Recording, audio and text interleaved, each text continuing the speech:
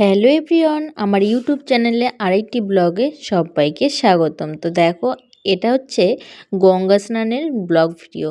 অবশ্যই পুরো ভিডিওটি দেখবে, ভীষণই ভালো লাগবে। আমি অনেক দিন যাবৎ ভিডিও দেইনি একটা বিশেষ কারণে, তো এখন থেকে আমি রেগুলার ব্লগ ভিডিও দিতে থাকবো। তো অবশ্যই দেখবে এবং পাশে থাকবে।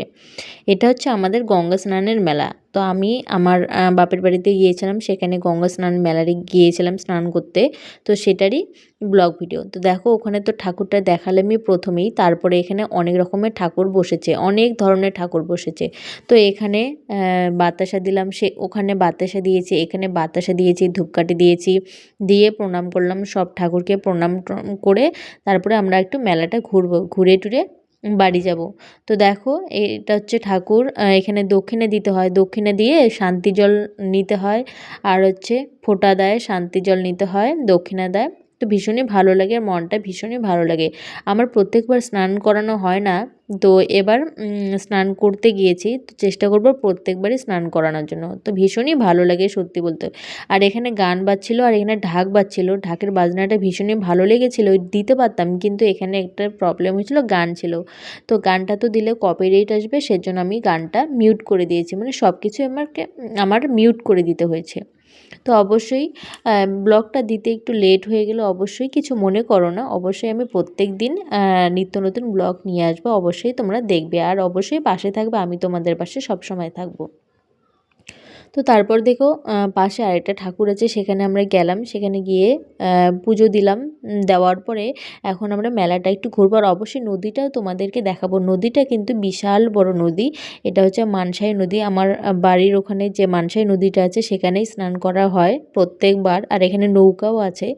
তো সত্যি বলতে আমরা সকাল 7টার সময় গিয়েছিলাম, তো সেরকম ভিড় ছিল না। পরবর্তীতে সারাদিন ধরে কিন্তু অনেকটাই ভিড় ছিল। তো পরে আর আমরা যাইনি, সকালে গিয়েছিলাম। তো এটা হচ্ছে সামনের দিকে, পিছনের দিকে মাঝখানের দিকে একটু চর হয়েছে, তারপরে কিন্তু আবার নদী।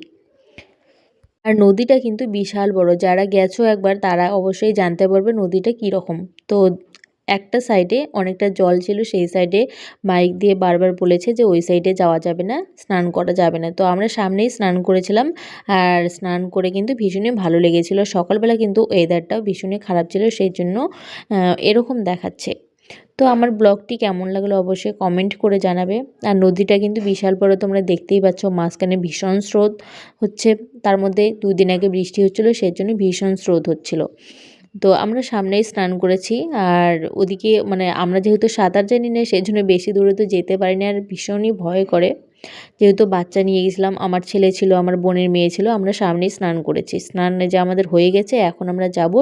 তো তার আগে একটু তোমাদের সঙ্গে শেয়ার করলাম নদীটা দেখানোর জন্য। তো কেমন লাগলো অবশ্যই কমেন্ট করে জানাবে। যদি ভালো লেগে থাকে অবশ্যই লাইক, কমেন্ট, সাবস্ক্রাইব করে পাশে থাকবে, এবং অবশ্যই কমেন্ট করবে।